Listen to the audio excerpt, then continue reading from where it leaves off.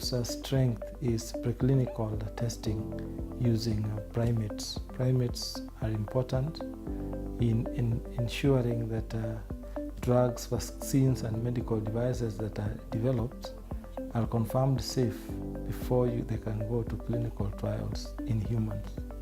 As an institution, we are proud to host the Interuniversity program in molecular biology, which is a consortium of 3 universities in Belgium. We are an institute that some of our staff have benefited from this program. This program has trained over 35 Kenyans, and this is part of the program that we require for technology transfer. IPR as an institution that is very keen on building the scientific capacity of this country in molecular biology is proud to host the event and is prepared to provide the platform for students to come and learn practical skills in molecular biology using our infrastructure. We have a long collaboration with the universities in Belgium, especially Catholic University, which is one of the participating universities, and we are proud that that collaboration has led to the Institute hosting the first alumni of the IPMB, and also a first course that is hosted by the IPMB in Kenya. IPR is hosting us today, and I've been a research student here in IPR, and I know that IPR has a lot of capacity. It's the best platform for us to do this work. IPR has a very good equipped IVF lab that we can use to train and also for our own research work. So I'm really happy today that we have this platform to share our experiences, to share our thoughts, because we are able then to connect, we are able to collaborate with the interested universities, interested companies that are able to fund or come together with us, that we can be able to achieve that common goal.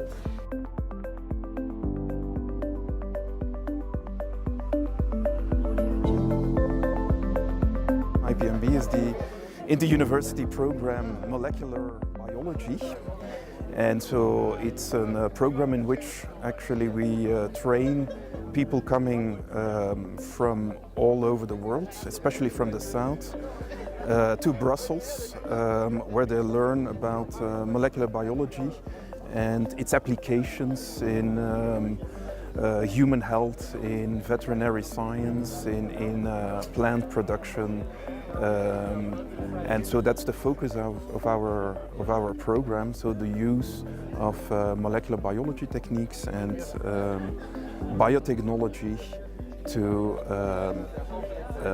solve problems that people are facing in those areas. And so for the moment we are here for an alumni meeting. We have a lot of students from Kenya that graduated during the last 15 years or so. And so many of those alumni are here. And so we have this alumni meeting here to establish the context between the alumni. It's very important that people get to know each other, also to establish contact between the staff, the IPMB staff and the alumni. And so for us it's very important to hear what the people are doing, what our alumni are doing. We see that they are involved in all kinds of activities, often in important positions as lecturers, professors, as in management of research institutes and companies. So we like to learn more what they do and also what they think is important in our teaching program, so that we can adapt the master's program to the needs that there are today in a country such as Kenya. It is indeed a great pleasure, colleagues, ladies and gentlemen, to join you this morning to give brief remarks, very brief remarks, on which way for research in Kenyan universities, and also confine myself to those factors which, in my opinion, impact research in one way or another in our public universities. So first, I'll just give a brief background on the environment in the university sector, share with you some of the challenges, opportunities, and then spend some time on which way for research in our universities, and then I'll give a last word. Now, the environment, colleagues, the university landscape in Kenya has changed dramatically in the last decade, both because of the coming of the Constitution 2010. We normally call it the new Constitution. That is no longer new. It's Constitution 2010, and changes in public policy in the higher education sector. We had only 6 universities about 10 years ago, only 6, and about 10 or so. But I don't think it's even 10, it could be 4 or so. But we had only 6 public universities. We are now looking at 35 public universities and an equal number of private universities. So we are talking of a mouthful of about 70 universities in a country called Kenya.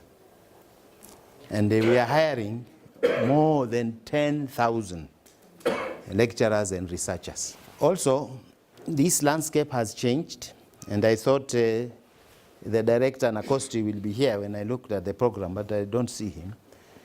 The enactment of the Science, Technology and Innovation Act 2013 created 3 organs, and they're very important when we talk research. One of them is the National Commission for Science, Technology and Innovation, the National Research Fund, and the Kenya National Innovation Agency. Now, as expected, the research output of the various institutions varies significantly. Now, a common feature, though, common across the board, is that there is a significant deficit of active researchers in our public universities, especially in the sciences. Now, we need to interrogate and align our training programs. The higher education sector is witnessing an unprecedented growth for those wishing to pursue a degree course. There is need to closely work with the industry. Like I was sharing with a colleague out here, that about 5-6 years ago, a class of students doing medicine was about 40-50 students. But now you go to a class in medicine and you see 500 students in one class. So you start wondering whether we are really impacting knowledge. So we need to interrogate the way and realign our programs. Now, the message here is that we should not be left behind as the world adopts innovative approaches in training researchers. So we need to learn from you.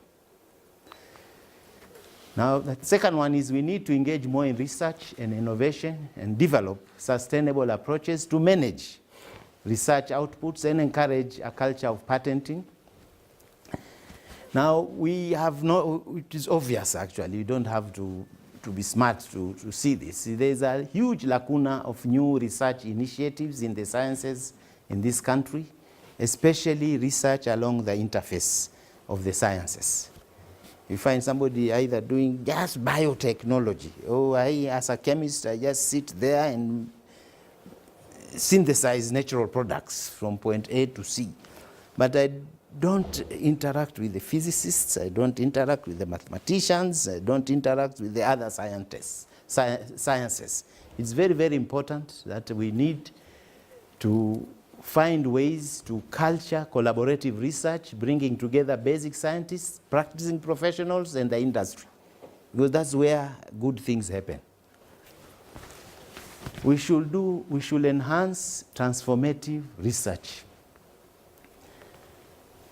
A lot of the resource-poor farmers and the resource-poor persons out there and Kenyans out there don't understand even what is happening here in the IPR. We need to sell ourselves more so that the people surrounding us can appreciate what we do. And then we need to invest more in ICTs. As universities, we should actually invest more in ICTs, especially we need to strengthen bioinformatics, which we are very weak currently. Also, we need to develop a sustainable framework to manage scientific equipment. I don't want to belabor this, but it's very important. Then we need to nurture young researchers. The world is in a mode of constant change. It calls for a new breed of thinkers and rethinkers who are able to understand the complexities and solve the problem these changes bring. Short, we need to continuously nurture young researchers and expose them to new and emerging techniques and protocols so as to empower them address these problems through research. And this is what we are doing here, and I'm very happy and proud that's what we are doing here. Finally, we need to learn from others. We should not reinvent the wheel. We need to learn from others. The last one is that there's an urgent need to critically look at the funding scenario, specifically to support research initiatives in universities and research institutes. We need to create an environment which promotes, encourages, and rewards research. In doing so, we need to revisit. We have challenges. And we are taking this up through our committee as vice chancellors. Because currently, if you get donation of equipment and it arrives at the port here, you will be asked for duty. And it can be quite hefty. And also, we need to relook at the recently revised fees for work permits for visiting and exchange scientists. Finally, colleagues, as our partners, this is now the universities and clients in the various universities. We will continue offering teaching and learning opportunities, excellent mentorship, and a good research environment. So colleagues, ladies and gentlemen, thank you very much for listening. Maybe I will focus a bit more on my role with the students.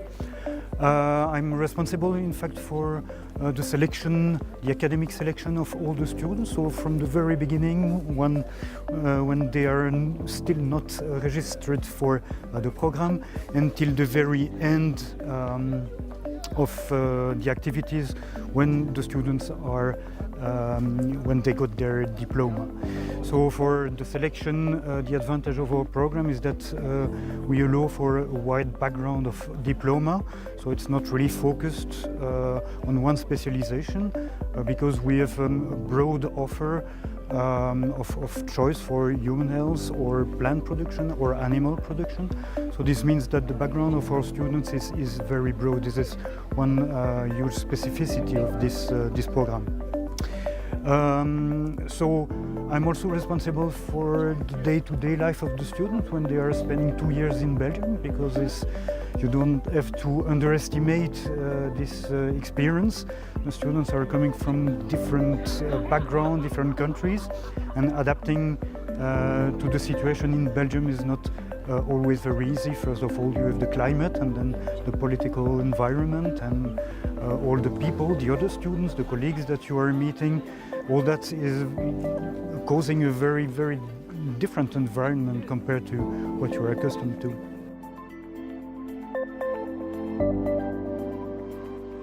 We are here to talk about the future, but there is no future without the past.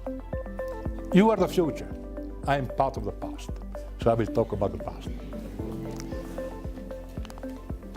And I will talk about the foundation of the IPMB program that started already in 1983 by Professor Amers, Professor Amers, that's that man, and Professor Jacobs from agriculture and from health investigation studies.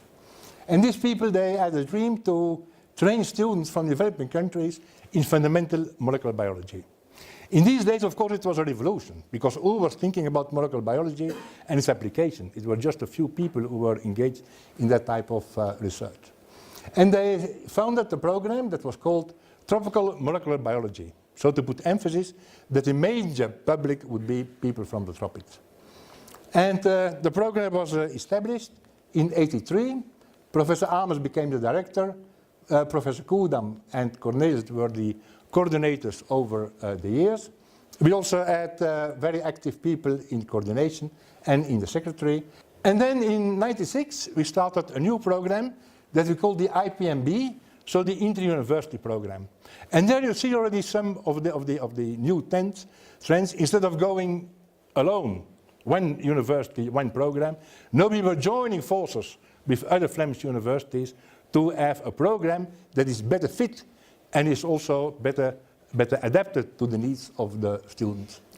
Promoter was Professor de Watseleer. Professor Goderis was responsible at the University of Leuven for animal production. For plant production we had Professor Camus and Professor van der Leijden. And for human health, Professor Van Mark from the University of Antwerp. I became coordinator in '96. Of course, as time is passing by, there were quite some changes. Some people retired, because they're all getting old, except me. They're getting old. Professor de Watseleer is now replaced by Professor Angenon, who will talk after me. Professor Goderis retired last year, is replaced by Professor Paashuizen, who is here and will talk later. Professor Van Mark, he unfortunately passed away some years ago. And he is replaced by Professor Weiler. And I was also retiring last year, and I'm replaced by my colleague Vincent Delespaux. The two people in the secretariat, Rudy Willems and Greta Brassel, for the alumni, for your information, they are still there. And they are still looking very good, and they gave you their best regards. And here you see them when they were young. Professor Goderis, Professor Amers, de Watseleer, Professor Van Mark, Professor van der Leijden, and me. And indeed, when I look to this picture, I'm still looking quite the same. These two young people, they are also still very active. So what is the advantage of inter-university programs? And Professor Rajab mentioned it already. Well, we had a teaching staff that was consisting of experts in all disciplines that we are teaching. The students can be trained in very well equipped and specialized laboratories, which is very important to train them for their future research. So we have a wide range of thesis topics that can be offered. And of course, because of this collaboration, we also have quite a lot of, it was a stimulation, to have inter-university, interdisciplinary research is stimulated between Flemish universities. So the aim of the program remained more or less the same, and also in the future, Professor Angenon will talk about that, will remain more or less the same. So training of young scientists from different countries in different fields of molecular biology.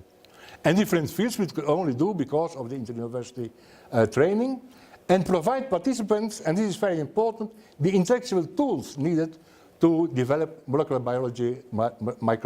biological approach to solve problems. How can we achieve all these learning outcomes? Well, by having a program that consists of courses, advanced specialized, also to give lab trainings, so our students get thoroughly trained in the labs, and also to make a master thesis, and a master thesis, very, very important, because then the students really are integrated in a team, in a research team, and they learn how to work, how to behave, and how to deal with problems in lab. Now you can wonder where are all these students coming from? Well, they are coming from all over the world. And until now we trained some nearly 500 students over the time. And from Kenya we had 35 students, most of them returning home or being still abroad to make a PhD. Many of those who are here are really being very, very active, both in research, in teaching, and also in administration or in.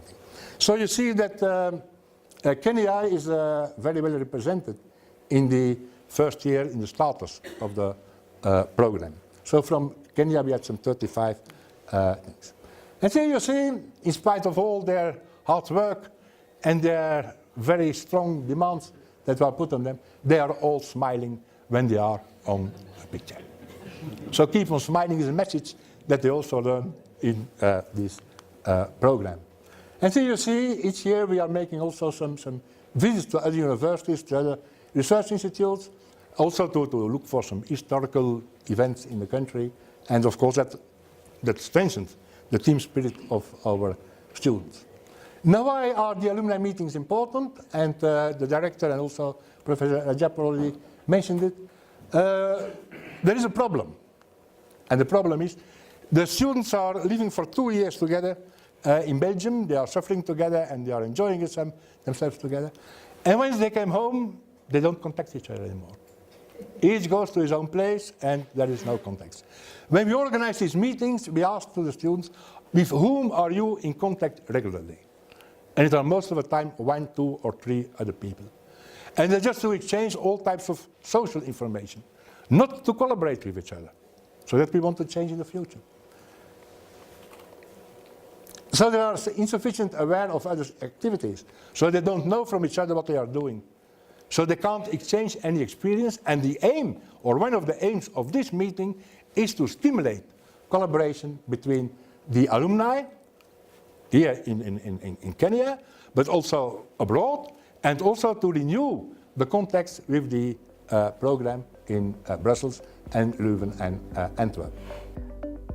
I went to Belgium to study IPMB molecular biology in 2001, after which I graduated in 2003. And immediately afterwards, I joined the lab of Professor Hans Nauwink at the Faculty of Veterinary Medicine of the University of Ghent, and I worked on virus host cell interaction on porcine Zika and porcine reproductive and respiratory syndrome viruses. And immediately after my PhD, I went back to Africa, full of content and methods that could address the viruses and problems facing Africa. And among the projects that I've worked with, the first one was an ecological challenge of developing a biological control against chytrid fungi in the Chianti spray toad. The second thing that I have undertaken since my graduation in Belgium was African swine fever.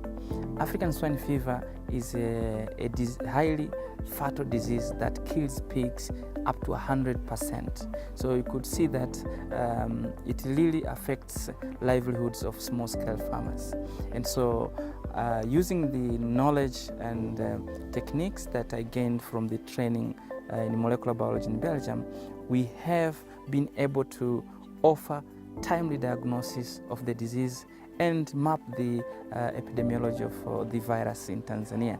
As an example, when I arrived from Belgium, we had mapped different genotypes that were circulating in Tanzania, and all of a sudden in 2010, we realized that there was an incursion of a new genotype, which is genotype 2, and it's the same genotype that had spread from Malawi, Zambia, and Mozambique to Madagascar, and then to the Caucasus region in Georgia and Russia, and now it's really causing a lot of havoc in the Eastern European bloc. So we are also faced with the same genotype that's now spreading northwards from the southern highlands of Tanzania and really following the major highways. So what I would say is that the molecular biology training has enabled me to really undertake research that matters to the people. So in line with the VRIL UOS slogan, sharing minds, changing lives, I think the minds that I have obtained through the training through the IPMB and PhD program at the Catholic University of Leuven and then the VUB and the University of Ghent has really, I've brought it back to Africa. And through this, and through the center that I run, SACID's Africa Center of Excellence for Infectious Diseases, I'm able to train and generate a program that will train young, bright scientists, of which will change their lives. And ultimately, these people are going to be bright scientists who are going to solve the continental problems in health, be it agriculture, etc. And in that way, we will be having a ramifying effect in transforming the lives of Africa.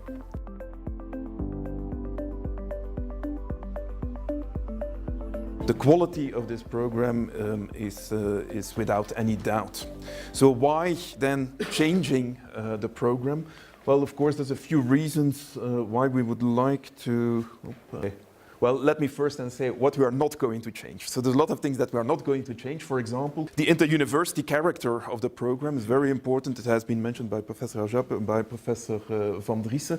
And so this is certainly something we want to keep. We want to have a strong basis, especially also for the research training of our students. So we think we need to do that with several universities. And so we want to keep the collaboration with, between Vrije Universiteit Brussel, KU Leuven, and University of Antwerp. Now, we do get comments regularly from students. We very often do inquiries amongst our students and also among the alumni to get feedback on our program. So many of the alumni here, you probably receive an email once a while to request feedback on the program. This is very important. Please, if you get these requests, reply to us, because we take those advices into account when we change actually the program. We also evaluated by an international evaluation panel. We were involved in an international benchmarking study that compares actually a number of European molecular biology master programs. And so all those things are taken into account for modifying the future program. I want to draw your attention also to a very peculiar kind of people. Those are the people that retire but still remain very active. And of course I have to mention here Sonja Beekmans and Eddy Van Driessen, who have for decades actually been the driving forces behind this program. And as you can see, so officially they are retired, but they're still fully active and supporting this. And also this meeting, for example, was on the initiative of Professor Van Driessen. I also add here Danny Charlier. It's a bit premature. He's not retired, but within 10 days he will be retired. And also he remains committed to the program and will continue teaching in the program. Now, of course, people retire, so we also need new people. I just have listed here a few of the people who are new in the program. There are many more, but those are people who are really committed also to shaping the molecular biology program and to teaching in an international program. They really enjoy, all of them, teaching to international students. So that's very important, and that means also that the future of the program is assured. I'll focus now on some changes that we want to bring in the study program itself. So actually starting from the next academic year, some changes, some minor, some more important changes will be introduced. Now, the idea behind those modifications is that we aim actually for a very broad influx of students coming from different regions in the world, from the south, from the north, from the west, from the east, with a diverse background, with generally bachelors in the disciplines that are mentioned here on the slide. So that is what we are aiming for to enroll in our program. We want to broaden also a little bit the scope, yeah? Whereas, as you have seen in the intended learning outcomes also that were presented, the idea was applying molecular biology and biotechnology techniques, mostly in the context of problems that the South is facing. We want to broaden that and have a more global scope actually in the program. And that is, of course, also linked to the fact that the in-stream, the influx of students that we aim for is broader than before. Okay, so I want to say a few more words about this course, Global Biotechnology Challenges. So there we want to focus on socioeconomic aspects, ethical aspects, entrepreneurial aspects. It will consist actually of seminars as well as assignments for the students. And I just briefly want to mention these seminars. We want to include there also seminars by you guys, the alumni. Yeah? We think it's very important that you come to Brussels and, or at least some of you would come to Brussels and give information about your career, the research that you're involved in, the activities that you are doing. Okay, final thing I want to mention is quite important also, and that's the scholarships for students. So I mentioned already the VLIR UOS scholarships, and I think many of you received such a scholarship, so they are no longer available. There are some alternatives. For example, there is the Mastermind program. That's a program of the Flemish government for scholarships for following master programs. It's for all universities, all fields, so it's quite competitive. But for example, this year we were able to obtain 2 scholarships. In total this year, there were only 45 scholarships, so for all universities, all fields, and our program has 2 scholarships, so I think that's quite good. They're going to reform this, and hopefully there will be more scholarships in the future.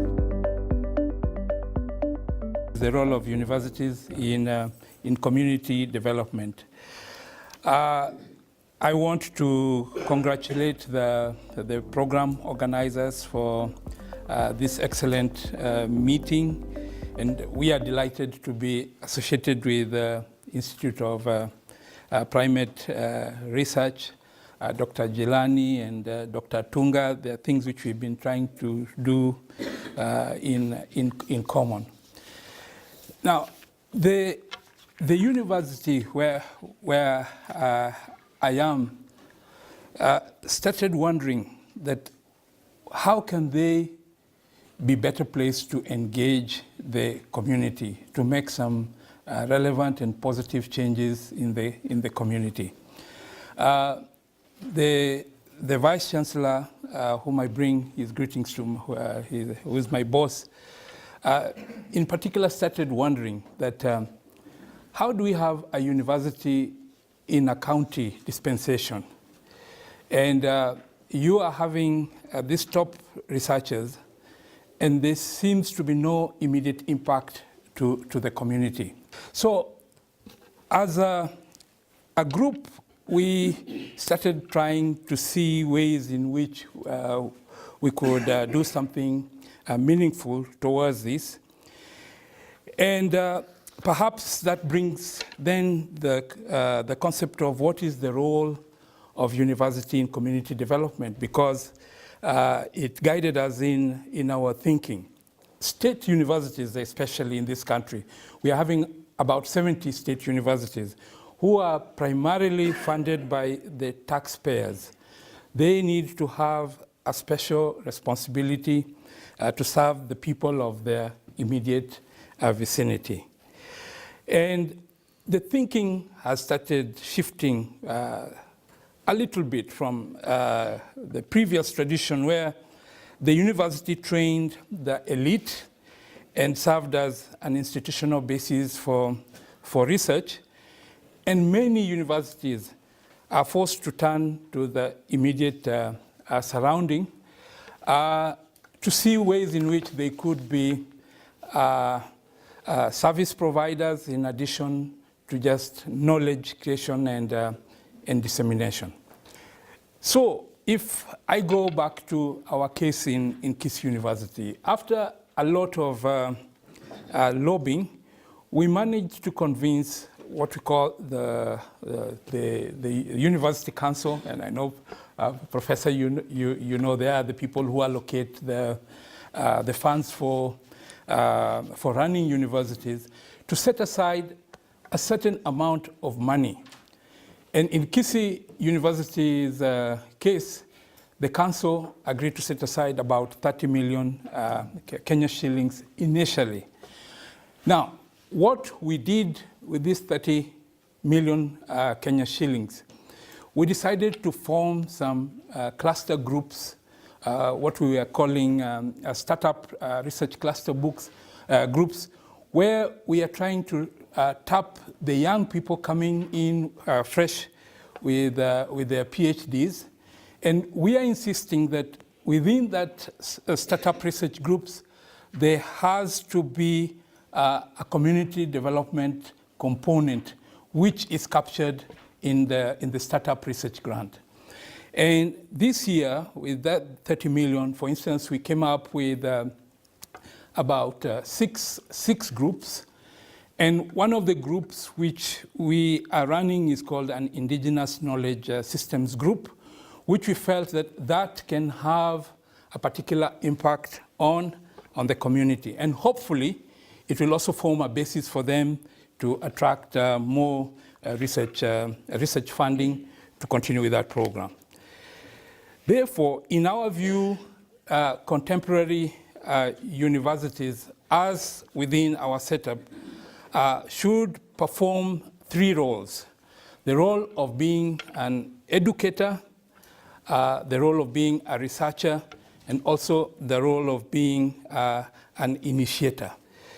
So to summarize within the context of what I've been saying, the mission of contemporary universities has to recognize in society that in addition to offering formal degrees and conducting research, the university has to play the roles which I've just indicated. Educator, initiator, and researchers. I'm an IPMB alumni.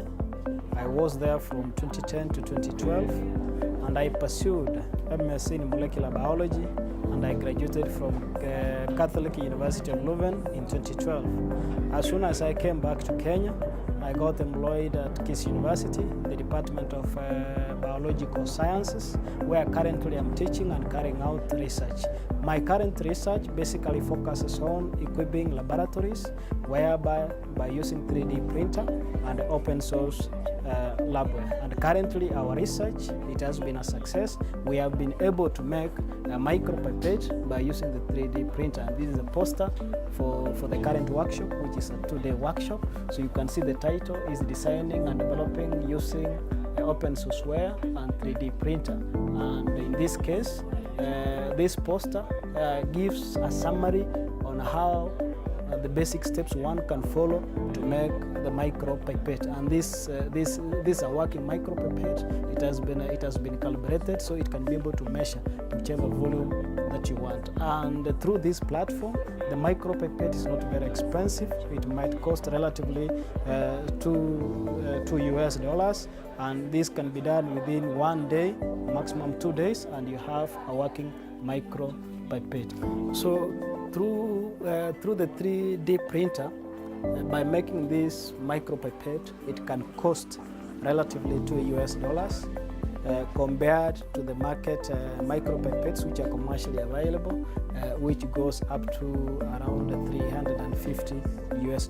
So this is relatively cheap and it's very easy to make, simply because the materials are readily available locally, and at the same time you can be able to recycle or reuse other parts of other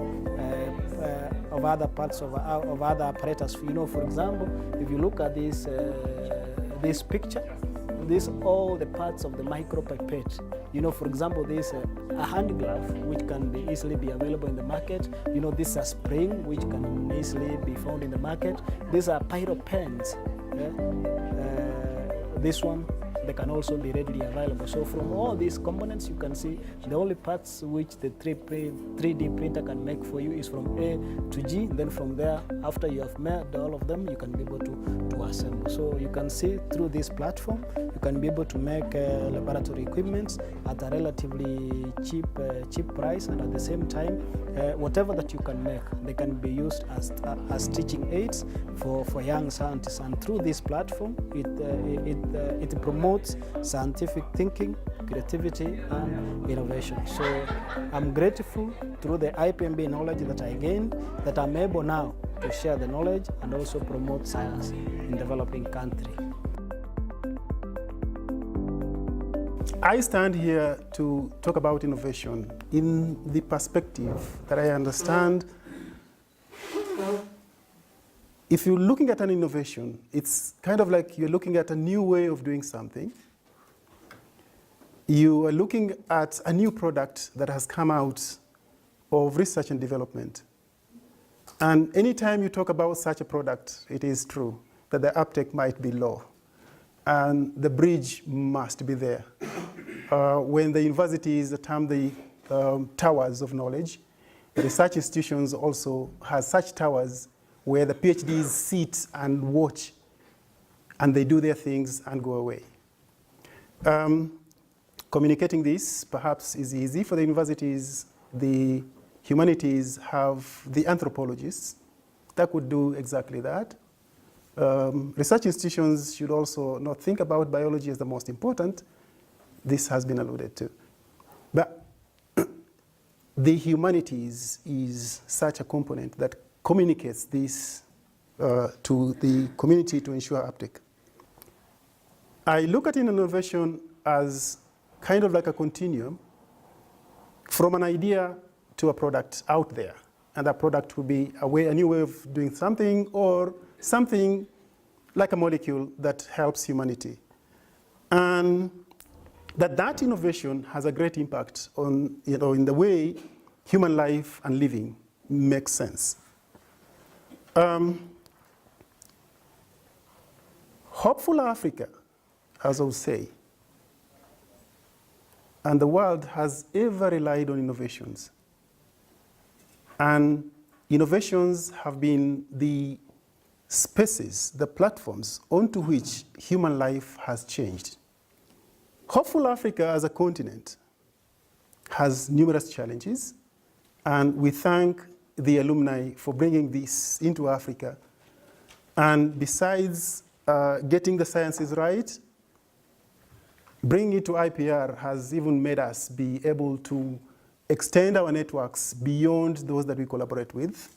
And for example, the universities that we collaborate with and have MOUs with. And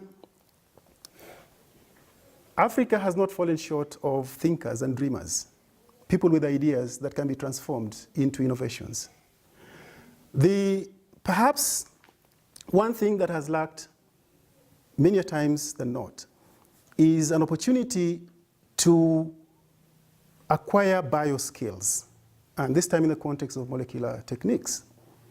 Bioskills that one would learn when doing it.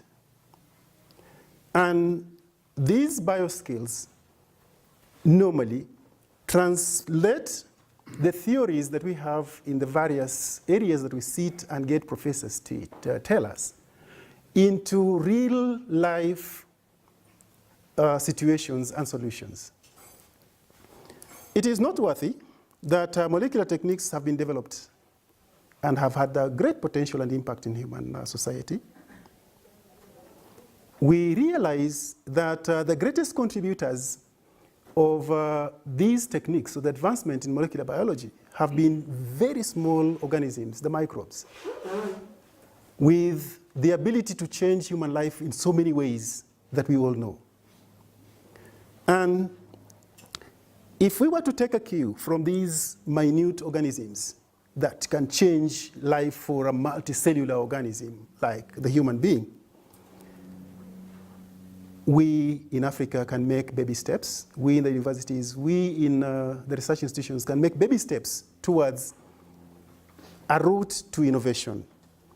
And these microorganisms as well, where we take a cue from, have given us the most celebrated today, the ability in molecular biology to edit genes.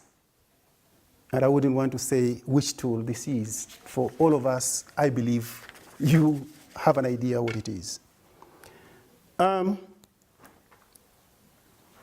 If we were to take a cue from these minute organisms, the potential to innovate is high. The only thing that perhaps we want to get into that route is through the hands-on training.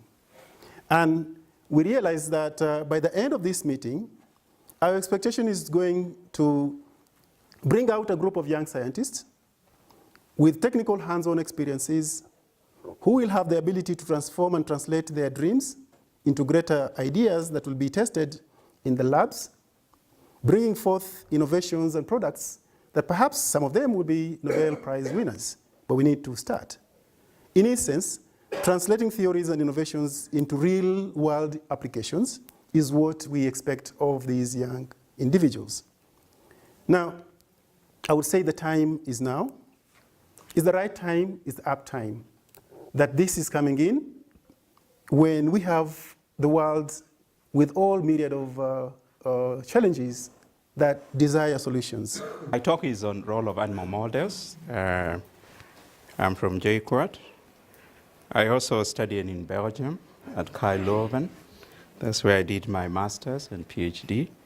And I'll show you some of the work we did. So my talk will mostly just give an overview of animal models. Then I'll use some studies, a study that we did here as a demonstration of the role of animal models. So animal models have existed for a long time, since antiquity. And we know they are mainly used to mimic in vivo conditions, to study another condition, especially in case of humans, human diseases. And we have several types. We have induced and also spontaneous. So you can induce the disease, and also you can study an animal which has a disease that has developed. And we have so many. I've just meant a list here. We have mouse, rat, and so forth. And mostly to mention that you can see mouse is the one which is mostly used a lot as an animal model. And then you have others. So our interest in IPR is non-human primates. And you can see just a small percentage that uses that. And you can see a lot of roles that involves animal models. They are used mostly to generate new knowledge, develop new diagnostic tools, and also for discovery or to test. That's preclinical, both therapeutic and also for drug testing. And also you can analyze drugs and hormones and so forth, produce new vaccines or test new vaccines, and also for toxicology or looking at carcinogenic compounds. So this just summarizes what I've just said. You can use them in discovery, especially early stages, to study natural history of a disease, as I'm going to do that. Also in development of new drugs, and also to check safety of drugs and so forth. So this is an alternative of that, mostly in vitro models, which I was not supposed to use. And if you look at data, you can see the major centers of research, mainly in the Western world. You can see in US about these procedures carried out in animals, and over that in the EU, then also Switzerland and other centers of the world. So other countries, you can also, so approximating to over over 10 billion.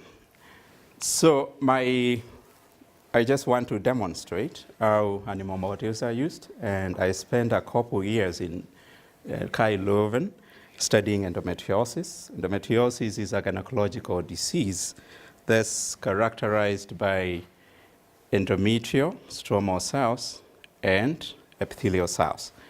And this is a clinical presentation. So this was the definition by Jacques Donnet, I think his name didn't appear there. Endometriosis clinically has 3 subphenotypes. So there is what you call the ovarian endometrioma, which affects the ovaries. Then you have the superficial peritoneal endometriosis, mostly these black lesions. And then you have the deep infiltrating endometriosis that's associated with adhesion, mostly affecting the rectovaginal septum. And over the years, the pathogenesis has been a challenge to study. The disease has been there for a very long time, over 300 years.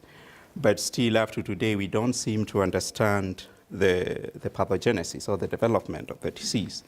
And this is one of the theory which was advanced by Sampson, Joseph Sampson, in 1927. That was in Johns Hopkins in US. And he had shown that during menstruation, some of these cells just flow back through the tubes and they spill in the peritoneal cavity.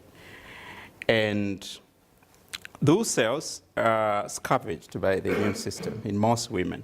But in a small population, they survive. They're able to survive and then implant and will just acquire new blood supply and start to grow, just like the endometrium. So they will build up, break down, bleed. And the problem is the location. So the demerit of this theory is that although retrograde menstruation is a universal phenomenon, it occurs in 70 to 90% of women, but only a small population of women, around 10%, will develop the disease. In the general population, that's the estimation. So it doesn't really explain all the cases of endometriosis, and that's why other theories have been advanced over the years. But this is the theory which has experimental evidence, and I'll just show you that. So the baboon model was developed here in IPR by Thomas Duge. Thomas Duge is a professor in Karl Leuven, although I think now he's working in the industry. And he was my professor, or my promoter, during my training. And he's the one who developed this model in the early 90s. The baboon is pretty closer to humans in terms of genetic makeup. It pretty has a similar menstrual cycle like women. Average 33 days. Women, we have average of 28 days. And you can follow the menstrual cycle non-invasively, so that allowing it with similar anatomy and physiology to humans. And also, what's more important, baboons develop endometriosis spontaneously, and you can also induce the disease within 25 days.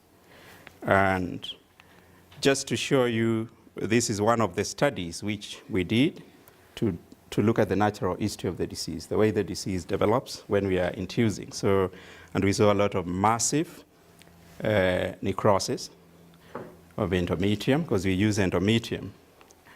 And okay, this is just a brief history to show that other studies have been done by NISO using a nude mouse, and these are in vitro studies which were done by Craig Wings. But the objective of this study was to look at how this lesion develops, and mostly using menstrual endometrium in a time-dependent manner. So these were the days post-induction, which we looked at, and also we looked at the macroscopic in relation to histology. So the way we induce endometriosis here is you do a screening laparoscopy. That's approximately 25 days of the cycle, just to confirm absence of endometriosis, because we know endometriosis can occur spontaneously. Then you give an allowance of 1 menstrual cycle, just so the animal to recover from inflammation, which is induced by laparoscopy. Then on day 1 or 2 of menstruation, you extract the menstrual endometrium, and then you implant it into the ectopic side. And so in this study, we sampled the animals on day 1, day 3, 6, 9, and 15. And you can see that just summarizes the analysis, and you can see mostly on day 1 and 3, we just saw degenerating endometrial debris. But from day 6, we could see endometriosis. So from day 6, we were able to see typical endometriosis. So this just shows you the photomicrograms. You can see just on day 1 is just necrosis. So you can see just necrotic cells which are dying.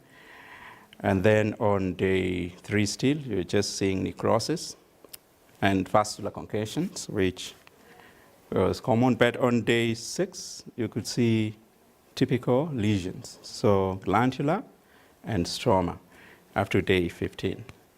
And so we tried to see whether these were either stroma or just epithelial, and we could confirm a lot were stromal cells. So in summary, we are able to show day 1, 3, you just see necrosis, and typical lesions will start from day 6 and day 15, and that confirmed stroma was present.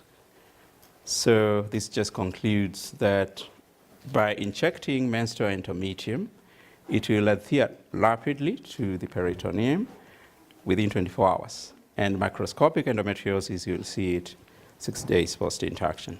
So there is an interaction or communication between those two tissues, and we still have another study which is ongoing, and that's why animal models are very important in looking or understanding at human disease. Just that was a demonstration. Thank you. So I'm Jan Paashuizen, I'm professor at KU Leuven, Belgium, and I am working in a lab on host pathogen interaction in livestock. So we presented here kind of an introduction and network, what we did in the past on antivirals and BVDV, hepatitis C, and then what we want to do in the future in my own lab. So I'm actually succeeding Professor Goderis, Bruno, which is also from the KU Leuven, which is renowned within the IPMB as one of the promoters from the KU Leuven in the program.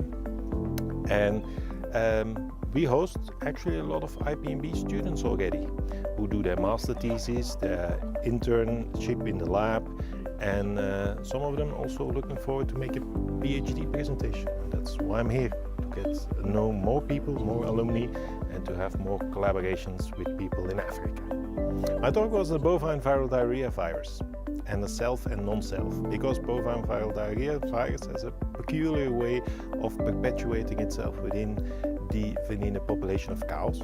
So it uses actually the fetus, or exploits the fetus, so it infects the fetus to kind of at the moment where the fetus is learning its immune system to differentiate between self-antigens, and so it's able to differentiate non-self antigens when the fetus is born, so it's matured. And there the virus presents itself, and then the fetus thinks, or the immune system of the fetus thinks that are self-antigens. And then when the animal, so the calf in this case, is born, then the immune system leaves viral infected cells alone, and then they can be used, exploited by the virus to produce more virus and then to perpetuate itself within a herd of cattle.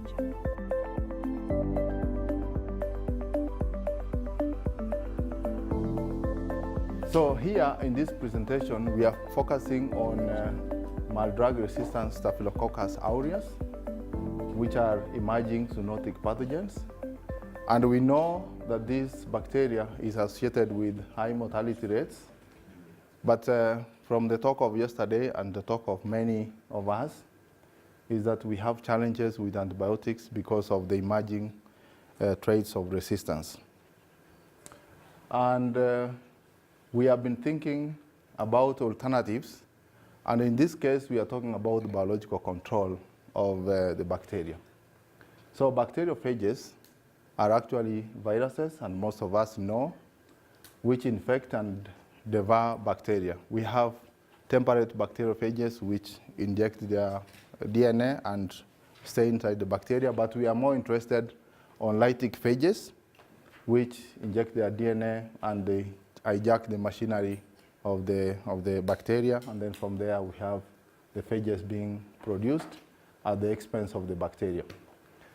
Over a century, that is about 100 years ago, because the phages were discovered a long time ago, they have been used in Eastern Europe, but for some reason, and one of the main reasons is the development of antibiotics. They started to be used initially, but when antibiotics came, then they were abandoned. So this map here shows the global prevalence of mild drug-resistant Staphylococcus aureus. And everybody can focus on their country, but I'm more interested in Africa because I'm African. So if you look at the red, that means there's a lot of drug resistance, but the other parts, there are no red. And sometimes you might think we are happy there's no red, but unfortunately it's because it's not unknown. So that is very bad for us. Why do we think that bacteriophages are better or best than antibiotics? We know antibiotics are good, but we think bacteriophages are very nice. Because bacteriophages, especially the lytic phages, are actually bactericidal, so they finish the bacteria, and most antibiotics are bacteriostatic, and only a few are bactericidal. Phages are fast to produce and they're cheap. Antibiotics are expensive, and you heard yesterday the last antibiotics to be developed was 1992, 1993 there. Phages are intelligent drugs because they only focus on the presence of the bacteria, but most antibiotics are non-localized, they are broad-based. And we have advantage of auto-dosing. That means as the bacteria multiplies, the phages also multiply. So in this study, what we did, we wanted to check if we can isolate bacteriophages from environmental samples that we have around. So we collected wastewater from Nairobi County, and we wanted to see the availability of lytic phages against mild drug-resistant Staphylococcus aureus, because wherever there is the bacteria, there must be a bacteriophage because they have to coexist. So this is the procedure we did. We know that Staphylococcus aureus, they are gram-positive, catalase positive, coagulase positive, and so forth. So we did that to isolate the bacteria. And then on the other side, we also worked out by centrifugation and filtering, and we are able to isolate the bacteriophages. So from the results that we got is that we isolated successfully the mild drug-resistant Staphylococcus aureus, and we tested against those drugs. And out of the 7 drugs, only 2 drugs, only it was sensitive to 2 drugs, number 3 and number 6. But most of the other drugs, actually, it was resistance. Then we decided to do an in vivo study. So we took 30 mice, and then we made 6 groups, and every group had 5 mice. So the first group, we did not infect using the bacteria. The second group, we only gave the bacteriophage, then to the 8. The third group, we infected the bacteria only, 10 to the 8. And then the fourth group, we infected the bacteria and also treated with clindamycin. The fourth group, we infected and also treated with the phage. And the last group, we infected and treated with the phage and also antibiotic. So then, this is some of the results that we got.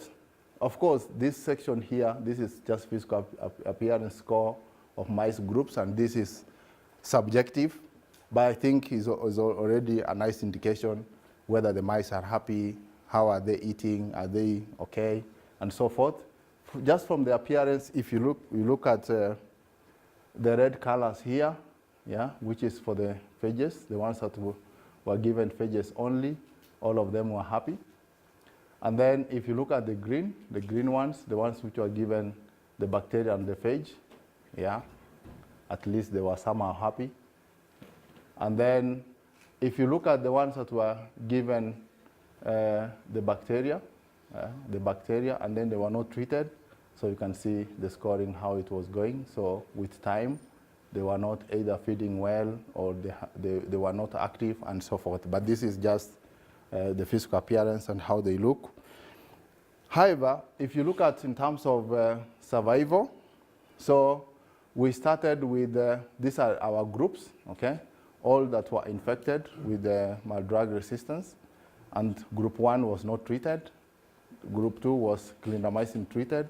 Group 3 was phage treated, and group 4 was a combination. So the initial number, we started with 5.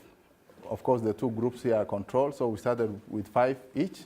But at the end of the day, the non-treated one, we ended up at the end point, that is day 10, we only ended up with 1 mice.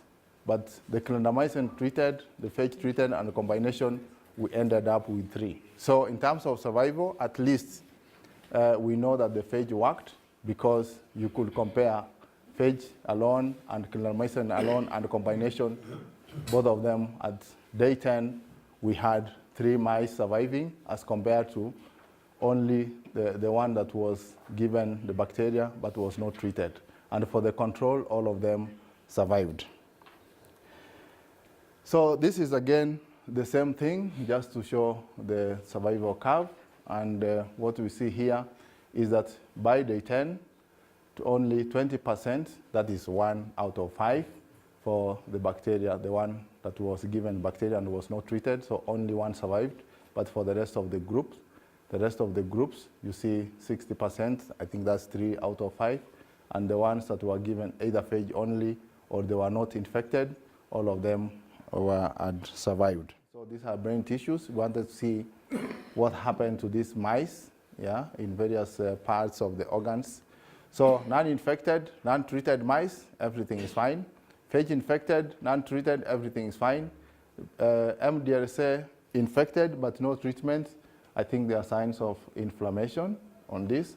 Clindamycin and MDRSA treated, yeah, this bacteria survived, of course, 3 of them out of 5, but I think there were some signs of inflammation for those who can read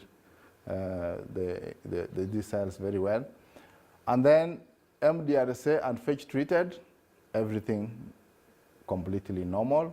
And MDRSA and clindamycin, this is what we saw, of course, not very badly off. So this is again the liver. So the liver, this is again the bacteria you infect, and then no treatment. You see some signs of inflammation. These are controls, everything is fine. And down here, these are the ones that were treated either with phage, clindamycin, or combination.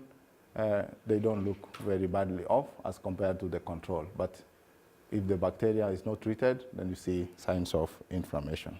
So from this study, we concluded that phages are not pathogenic because for those mice that we gave the phages, they survived. And a dose of 10 to the 8 in MDRSA infected mice achieves 100% curative efficacy, 80% 24 hours, but after 72 hours, we have 100% efficacy. And we concluded that in our setting or in our environment, we are able to collect the bacteria, but also the bacteriophages that we can use for therapy. And phage therapy is safe and effective against drug-resistant Staphylococcus aureus bacterial infection.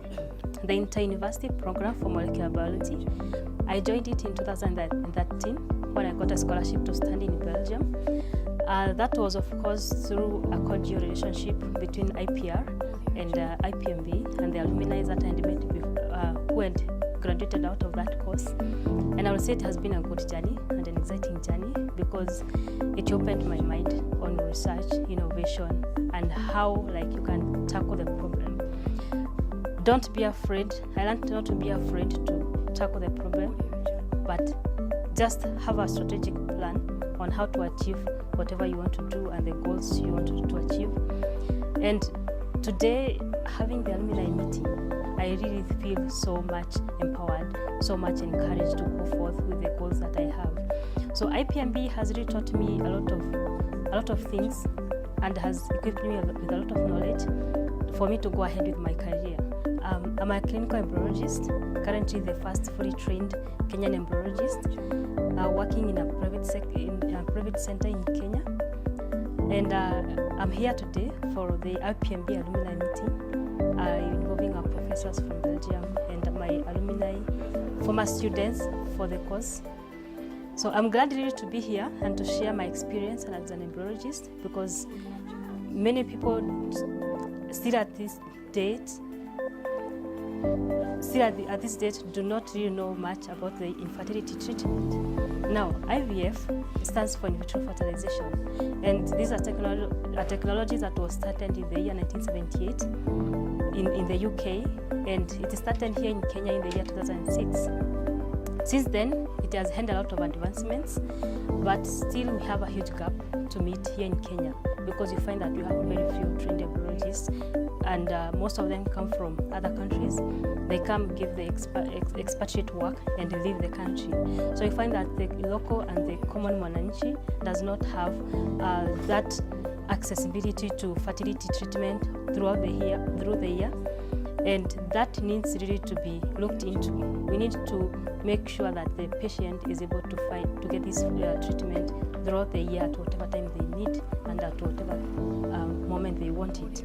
So me being a trained embryologist, I really wish to train more embryologists in this field, and I need also to engage in research to make sure that most of the things that we use in this industry are locally available. You realize that we import most of these things, including media, including consumables, and it is a huge challenge for us because we have to pay a lot of taxes, and also they are not available when we need them. So we have to wait like for like 2 weeks to 4 weeks for us to get the media, to get the consumables, and that is a huge hindrance to our work. Therefore, we really need to come together as scientists, and I'm calling upon my IPMB alumni for us to come together and be innovative enough, do enough research, and be able to produce our own consumables and media that we can use here in Kenya and also in other African countries. And with that, I think we are able to move forward, and you are able to, use science and use science to the benefit of our people and to the community. My name is Esther Kirago. I am a molecular biologist. I have been working in the research field for quite a number of years. Currently, I work as an application specialist, training scientists on how to apply current technologies in biotechnology and how to use it to solve their challenges in life science research. So today, my presentation was about novel technologies in molecular biology. So I presented about digital PCR. Most people who are involved in molecular biology know about PCR and know about quantitative PCR. But recently there's come up a new technology which is known as digital PCR. So digital PCR basically uses the principles of PCR, but it aims at finding very rare events which will be impossible if you're using ordinary PCR. One of the challenges with PCR is that if you have rare mutations, and you're working with a sample that has been extracted from a population of quite a number of wild types. The wild types take up everything in the reaction, and then you find that your rare event, which is there, is impossible to amplify. And that has been a challenge for both qPCR and first generation PCR. So actually, let me retract a bit. PCR has what we call first generation PCR, which is endpoint PCR, whereby you just amplify, you put all the components of your PCR, amplify, and then detect on an ordinary gel.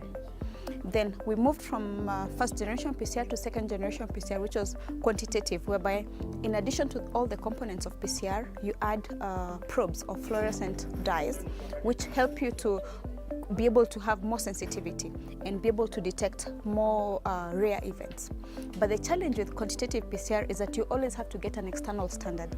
An external standard meaning if, for example, I'm working with patient samples, I have to first create a culture, and then from that culture extract material and then use that to quantify my unknown. Now that cannot be very precise because it's using an external reference. So that challenge led to the designation of digital PCR. And for digital PCR, you don't need an external reference. You just use the sample itself, you partition it into so many microreactions. And what happens is that in those small microreactions, you look for a positive event. And if you have a rare event, it has chances of being amplified equally to your very abundant species. So it's a technique that is really becoming applicable for people who would previously not be able to find out, to understand about rare mutations that were there in their samples. So to emphasize, it's a very good solution, but it needs to exist to be used by researchers who have already implemented molecular biology, who have already implemented basic molecular biology techniques like cloning, PCR, qPCR. Then now they advance to digital PCR to answer those specific questions that are impossible to answer on other platforms. I wanted to talk a little bit about is bioinformatics. So many of you, I think, had a bioinformatics course from Prof. Kibotu. I think most of you. So I took over that course when he left the group, and that was in 2011. So I just want to tell briefly what I'm doing in that course and also look a little bit into the future of bioinformatics. So when you look up the word bioinformatics, then initially it was defined as the study of informatic processes in biotic systems. So that's the original definition by Pauline Hogeweg and Ben Hesper. Now for me the best definition is the one in the Encyclopedia Britannica. So it's a hybrid science that links biological data with techniques for information storage, distribution, and analysis to support multiple areas of scientific research. Now, why do we need it? We need it because of the number of data that are coming up and are always increasing. So already in 1999, there is a publication in Nature that, of which the title was, "It's Sink or Swim as a Tidal Wave of Data Approaches." Now, when you look to the historical, or when you put it in a historical perspective, so here is a timeline of what has been done on proteins, some milestones in protein and peptide sequencing. The first sequence that has been done was on insulin by Sanger. So the two chains of insulin were sequenced, and it was found how they were connected to each other. And then cytochrome C has been very important in the development of bioinformatics because Margaret Dayhoff developed multiple sequence alignment techniques initially based on different cytochrome Cs that were studied. So this is just a small historical overview. So here is Margaret Dayhoff, the sequences of insulin by Sanger, and also it's the same year as the Watson and Crick DNA model. So you see, it's not really that long ago. So what did the 2010s bring? More databases, always more databases, and more tools to work on these databases. Now, here, when you are looking to proteins, you always have to take care, and that is something that people do not always realize. So in the protein sequence databases, for instance, you have proteins that were isolated and on which experimental work has been performed. So then you are looking to real and existing proteins, and that is always mentioned in the database. So as you know, the large databases are, you can reach them through NCBI in United States. So here you see all the kinds of databases that you can access there, and very important is the BLAST that you can do there to search, to do a search, if you have a sequence, to search the databases and try to find out what protein you are looking at. So amino acids can be, you can make a Venn diagram showing relationships between amino acids in terms of their properties that are believed to be important for the determination of protein structure. So where do you have, or do you expect to have these insertions and deletions? So not in the framework of a protein, their mutations are possible, but indels are very difficult, so you most of the time have them in loops that are linking the framework parts of the protein to each other. So there is, you can also do or look into structural bioinformatics, so analysis and prediction of three-dimensional structure of biological macromolecules. So there are nice programs to look to structures when the structure or when the structural data are available in the PDB database. You can look to these structures.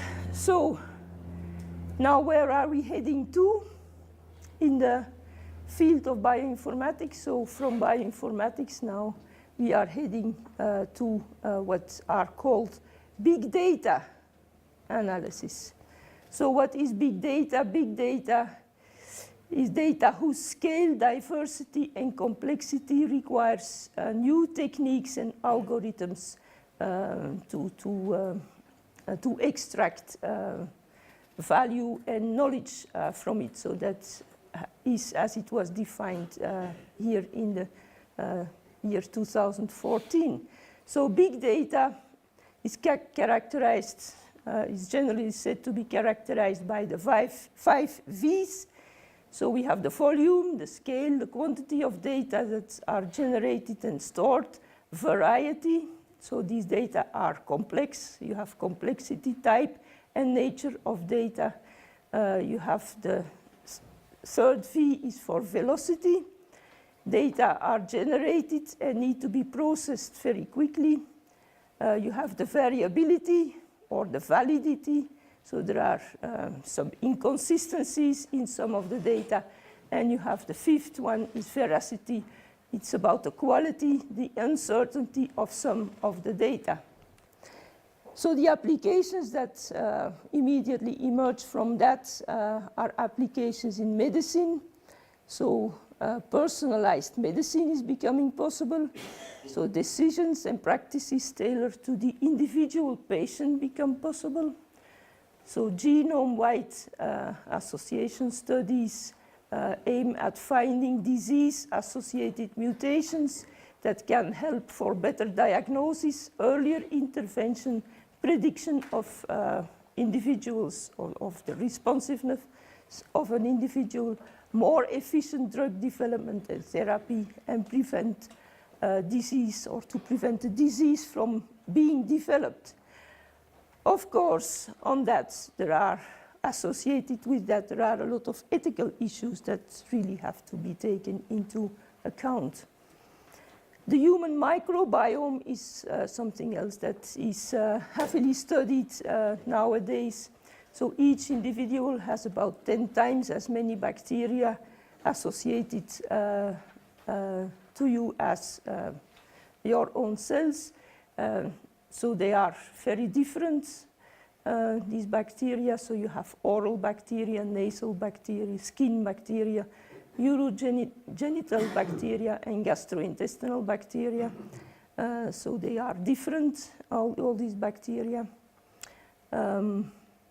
So that these bacteria contribute to health, aiding in digestion, making vitamins, for instance, detoxifying chemicals, helping to defend against pathogens, but they are also related to disease, some bacteria, as you well know. So we intend to adapt our program. We will keep actually many important features such as the inter-university organization and the fact that the program is organized by 3 universities, VUB, KU Leuven and the University of Antwerp. We will keep that, but we will adapt the program in a number of ways. So for example, we will strengthen the focus on research. In the future, we will have so-called research rotations, so that every student will do a small research project in 3 or 4 different labs.